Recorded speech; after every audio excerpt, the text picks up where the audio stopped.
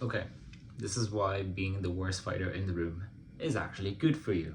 Okay, if you can't tell, it is really good because you actually want to be humbled in your sparring sessions. Obviously, you don't want to be humbled in an actual match because you can be humiliated. Yeah, but in a controlled setting where there aren't actually any um, like risks. Okay, being humbled by experienced fighters that won't obviously tear your head off but show you, okay, yeah, you got hit here, like bum bum bum, and you don't know how where that even came from, right? Like, that is very important for you to know, as even as like a little more of an experienced fighter. Like, you might have had what, a year of experience now, like combat experience, whatever. So I do Muay Thai, so when we're talking from that perspective. But I want you to think like, if you walked into a room, okay, let's just throw out an example here. Imagine you had a son, okay, and he played football, okay, or soccer, whatever, but he was the worst one. All right, he was the worst one at football practice, and he tells you, Dad, I'm really bad at football. I just want to stop. Like, I want to be good, but I'm just bad right now. I just want to stop. And what would you tell him? Okay, and it's very obvious. You tell him that's why you go to practice. That's why you show up, so you can get better. So you're gonna keep showing up. And he's not gonna be happy with it. He's gonna hate it, but he's gonna show up anyways. And then he keeps showing up, and he's gonna be much, much better. All right. In fact, he could get really, really good. Okay, if he keeps showing up, and then that creates a burning desire to do even more. Okay, you want to be just like that. Okay. Now, kind of a story time over. All right. Basically, we're gonna go over the 3 tips. All right. This is the 3 reasons why being like the worst fighter in the room is actually good. Okay. Number 1, yeah, it's literally just all the fighters around you will give you tips. All right. Not money, obviously. I mean, like, why this hand needs to be up, not by your, like, if it gets dropped, then they're just gonna slap you. All right. A lot of fighters, especially in Muay Thai, I feel like in Muay Thai culture, we're very respectful and we're very playful, right? That's why we have the ooh sound, okay? It's like our signature sound, okay? um, we're very playful. One of the reasons why I enjoy this sport, okay? But basically, whenever you do make a mistake, a very experienced fighter, they're not going to clock you, okay? They will show you, like, literally, if you drop this, they're just gonna tap this, so you know, like, exactly, like, to bring this up, okay? They can tell you to bring it up, but sometimes you might drop it anyways, so they're gonna keep hitting that area until you put it back up, okay? These kind of things, super, super important, okay? In fact, it might even be good for you during, let's say, sparring practice, to tell them, like, you're new or something, and if they spot anything that they should tell you, okay? So you basically want to improve. Just tell them, I want to improve at sparring. If you see me, like, drop my hands or anything, or see that I need to work on anything, can you just let me know? Yeah. And it's almost like you're getting a mini PT session, okay? And that's basically for free as well. It's amazing, okay? I learned so much just from going to like sparring sessions, and then basically getting that. Like, there was one specific sparring partner, her name was Hannah, amazing fighter, but she clocked me, right, like, a bunch of times, and I never knew where I was coming from, but I learned so much from her, because she would tell me all these things, because she was so experienced, because she had fought already, right? Like, she knew so much that whenever I fought her, she saw all of these things. Okay, it's like when you look onto YouTube and you try to rely on, like, a gaming walkthrough. It's the same idea. Like, fighters are basically your version of a gaming walkthrough. If you're stuck at a section in a video game, you look onto that, right? It's the same idea for fighters. They've gone through the exact same thing as you have. They've in fact probably perfected it. Well, not perfected, but they're much further in the stage. So you can just go to them, just ask them, well, how do you do this, all right? YouTube videos can only do so much. When you actually are, obviously it's a physical sport, so like when you're there, they'll show you like, oh yeah, this hand needs to go up even just like an inch. It's gonna be so much better, okay? It is amazing. Like this is one of the reasons why like PTs are so good. Like if you want to get really good at Muay Thai or whatever combat sport you do, if you can, get PTs, okay? General, like, you know, classes are going to be very helpful. For the most part though, you don't get a ton of attention, especially at very big gyms. Like there might be 40 people training with you.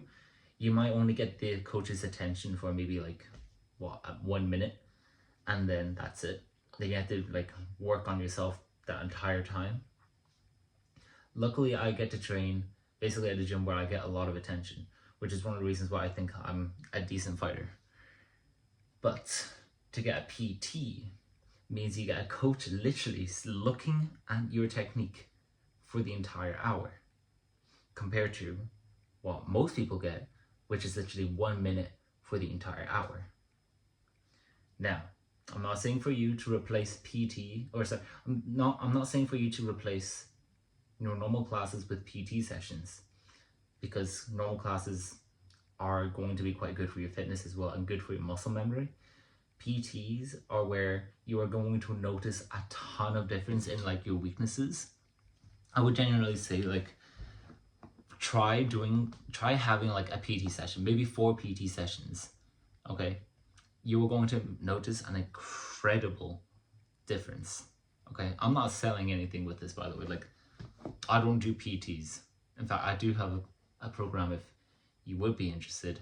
It basically give you like a very clean guide about how like everything I did to win, despite being like basically one of the worst fighters. I did all this and then I became a really good fighter.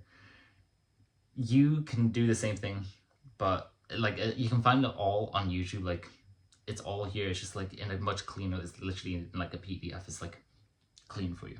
It's up to you though. There's no pressure. But yeah, try to attend the sessions, like the more advanced sessions if you can. Obviously, if you can't because the coach says no, okay, that's fine. PT sessions are basically a cheat code to move forward in whatever sport you do. Okay, they just are because your coach will know. They literally, like they've seen fighters get knocked out, they've seen fighters win, and they'll be able to tell you whether you are going to become the fighter that can win or not. Okay. Number 2 is resilience. Okay, when you are humbled all the time, when you are like in boom, boom, like literally just knocked all over the place, when you get swept and then you get kneed and it feels really bad and you get winded. Like I remember like there was a moment when I think for like 3 months straight or something, like I got winded like at least once a week, all right, from this guy. He had a very like good teep and he weighed more. It was controlled, but it's like every time that teeth came through, it was like a bullet into my stomach, and all the air would escape me. Like I feel like I would need to be on life support or something, right? Like I'm a very light guy, which is why I'm saying this. But basically, when you train with very good fighters, you learn to also become very resilient. Okay, this is very, very useful, especially when you're in the ring. Okay, do not just go to training sessions just because they feel very easy to you.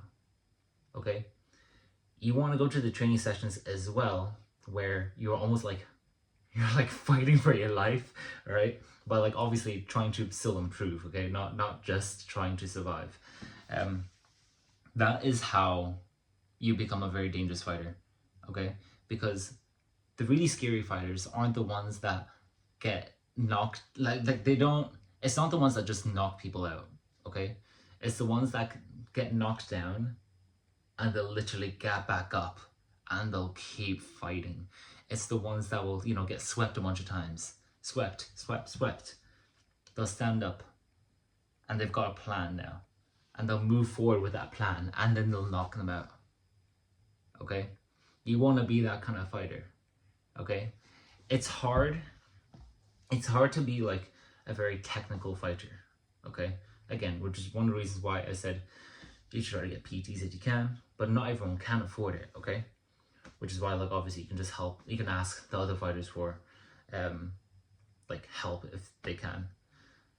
But resilience is such a big thing. Okay? It's to have that mentality to never give up, to keep moving forward no matter what. Okay? Like, when I did my fights, I just kept on walking forward. Okay? I didn't care if I got like teeth in the face. Like, there was, I think, one of my fights, I kept on getting teeth in the face, and it was very strong as well, and he was much taller than me, and it was like I think it was a front or a rear teeth. It doesn't matter. It kept on going into my nose, and it started bleeding, and I understood, like, yeah, okay, I need to keep moving forward anyways. The moment I start moving back is when I'm gonna start losing. Okay? Generally speaking, it is kind of my kind of style, to be fair.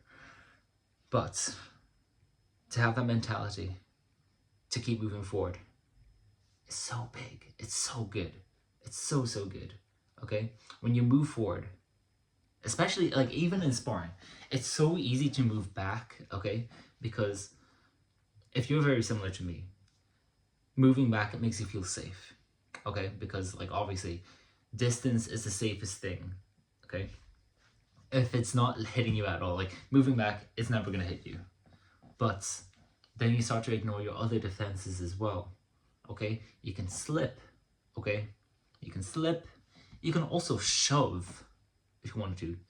And there's a secret one, which I don't like telling people about, like, I love to do.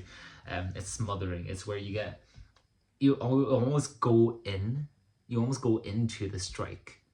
And then what happens is, like, basically, let's say it's it's a bit dangerous at the cross, okay? But you don't intentionally do it, okay? Basically, a cross is coming, but for any strike, it needs to be at the moment of impact. Like, that's how you normally strike. Like, if you're crossing, the moment of impact is just there, okay? Just there. But if it hits something just before, the impact is about like 50%, right? You don't get a ton. You don't even feel it that much, okay? So sometimes you want to like smother if you can, like if you can just try to slip it so you don't take any damage and he doesn't like offset your balance. But smothering a strike is much better than taking the strike outright, okay? Because then you can also trade it for something else. Like, you take a smothered thing so you can have a better position to throw like an uppercut, something like that, okay? But I'm not here to give boxing tips. I'm here to give you literally just general tips about how to become a better fighter, okay? Resilience is a big thing. Also, when you do go to these kind of sessions, while you're becoming more resilient, you are also going to put yourself through, I guess, I don't want to say harder training, but you'll understand that your limits are not what you expected. You will treat yourself like a stronger fighter as well. Like, I think for me, one of the worst parts of fight camp was it was the sprint. It was the sprint training and the diet, okay? For most people, diets, like on a weight cut, is not too bad. For me, I love food. I don't look like I love food. Like, I'm quite skinny, okay? But I'm quite blessed to have like a very fast metabolism, okay? But basically, I really struggled with the weight cut, but I kept on thinking, like, I've gone through really hard stuff before. Like, I kept on going to training. I am an extremely powerful fighter to do this. I can do this. It's fine. And to have that in your mind, it does strengthen you. It really does, okay? But what was my second point? Oh yeah, in training, generally in training, you are going to understand, like, oh, I can do like an extra lap for my sprints or my run, okay? You're going to understand that. Now, it's very easy to get carried away with this as well, and that's how you can also, this is how you can lead into injuries. Okay, so it's just a preface here. But generally speaking, you can train pretty hard. Okay, just be smart about recovery. Like if you find that you have injured, for example, your foot, you can still use your hands, can't you? That sounds really stupid, but if you can't use your feet, for example, then just do like upper body stuff, pull-ups, rows. In fact, you can still do like, yeah, on the rowing machine, you can get your cardio in through that. I love doing that. You can just do that. You can also get like rowing sprints in through that, or ski sprints, assault bike. They don't even hurt your foot, but they still work your legs. They work your entire body, right? Like all that's very useful. But my whole point is, yeah, show up to the sessions, you will get much more resilient. It is not even a question. Okay, last thing. Now this is quite important, especially if you want to be like, it sounds weird, but like you want to be like a role model to like the other fighters. Like if you want to create almost like a culture where, like in your gym, for example, where people don't like beat each other up. Like for example, in Muay Thai, we're quite respectful. We have a fairly good sparring culture. I know in boxing it's not as common. If you do boxing, you could try to do this where basically you will get pretty good if you follow these kind of things, if you follow these kind of videos and try your best to improve, and you're like, if you watch my previous video about like visualizing stuff, like you will get quite good, okay? And you are going to see opportunities where in sparring you can just absolutely clock someone because like for that split second they dropped their hand, you slipped under their punch, and you could throw like a right hook. Don't, okay? Like when you become the worst fighter, when you are the worst fighter in the room, you become a very good fighter very quickly, okay? But you also must understand that you cannot just beat people up just because, like, yeah, sure, they showed up for the class, they showed up for sparring, but don't decide to then just like use that kind of power against people, right? Like you wouldn't want to do that to, like, imagine they were like your son or your friend. Like you wouldn't want to go 100% on them. Like maybe go like 50% to the head, and then you can go like 70% to the body, okay? You probably already know that. I'm telling you this now because like I think generally speaking, I love combat sports. I do. But CTE is not reversible. It really isn't, okay? And I think it's not really talked about enough in combat sports, CTE. Like, it's very, like, you don't, I love the sport, but I also want to see a generation of fighters where like we're all still able to talk, okay? Like we're all still able to like fight, maybe not competitively, but we're all able to do it as a hobby no matter what, even sparring, okay? Because I think it's a very good way to like stay fit and also like still be able to talk to people and also like learn how to fight. It's a beautiful sport, like, or it's a beautiful concept, basically being able to get together, fight, and still like literally be best friends after. I think it's an amazing thing. This is a side tangent, okay? But also, when you can do that, when you learn control because you know you're getting humbled by these fighters, you will also learn like, okay, sometimes I can go really hard at someone's like weakness, or I can sometimes fake it, make them believe, oh, I have this weakness, let me cover up, then you can go for the body instead, okay? These are the three things that I want you to think about, okay? You've got your tips, okay? Fighters will literally just give you tips just because like you are the worst one. They'll almost feel pity on you, but sometimes they won't, which can be nice. But honestly, like if you can, just ask them, I want to get really good at Muay Thai, whatever it is. I want to get really good during this match, during this round. Could you like help me get better? Okay, like it's gonna help. Trust me. Number two, you're gonna get more. Sorry, I'm burping a bunch. Number two, you're gonna get more resilient. Okay, getting up after the multiple times you're getting swept, or like the multiple times that you're getting boom boom, like 1 2 1 2, like you're gonna get more resilient. You're gonna put in more effort during your training sessions as well. You're going to notice when you're slacking. Okay, you're also gonna notice, oh, if my foot's injured, I'll definitely still be able to like do stuff. Just like maybe not with the foot, because I'll be smart about it. Don't be dumb. Okay, be smart. Number three is control. Okay, sparring culture can be very dangerous. Keep your brain. Okay, literally, there's no point in you trying to get like knocked out. Like, there's no point in doing like too much hard sparring, because you can never get those brain cells back, and you need those brain cells to fight. Okay, that's it from me. This is why being the worst fighter in the room is actually good for you. If you want like a full program to basically going, if you want a full program of, you know, how I went from basically being the worst fighter in the room to a winner, you can check the description in this video. You can also send me a message if you like. Other than that, if you want to see more videos like this, check the channel, leave a like if you want. Okay, that's me. Bye bye.